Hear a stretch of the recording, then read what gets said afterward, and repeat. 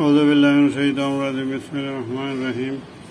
সম্মানিত ভাই এবং বোনেরা, আমি এখন চাষাবাদ সম্পর্কে কিছু কথাবার্তা বলবো।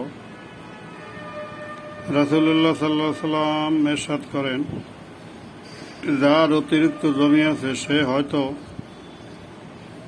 নিজে চাষ করবে অথবা তার কোনো ভাইয়ের দ্বারা চাষ করাবে।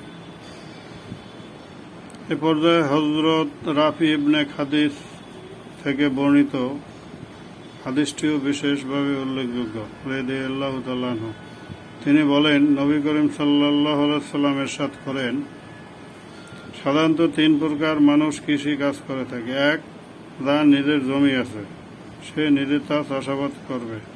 দুই, যাকে চাষ করার জন্য জমি দান করা হবে, সে তা চাষাবাদ করবে যা তাকে দান করা হয়েছে। আর তিন, যে লোক স্বর্ণরৌপ্যের বিনিময়ে জমি ইজারা নিয়েছে, সে তা চাষাবাদ করবে।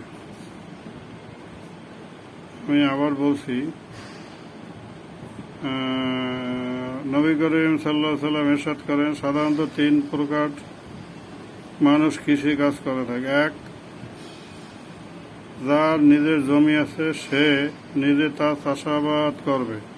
দুই, যাকে চাষ করার জন্য জমি দান করা হবে, সে তা চাষাবাদ করবে যা তাকে দান করা হয়েছে। তিন, যে লোক স্বর্ণ রৌপ্যের বিনিময়ে জমি ইজারা নিয়েছে, সে তা চাষাবাদ করবে। নবী করিম সাল্লাল্লাহু আলাইহি সাল্লাম ইরশাদ করেন, যে ব্যক্তি জমির সীমানা নির্ধারণ করে রেখেছে কিন্তু চাষ করেনি, 3 বছর পর তাতে তার কোনো অধিকার থাকবে না। এটা হচ্ছে চাষাবাদ সম্পর্কে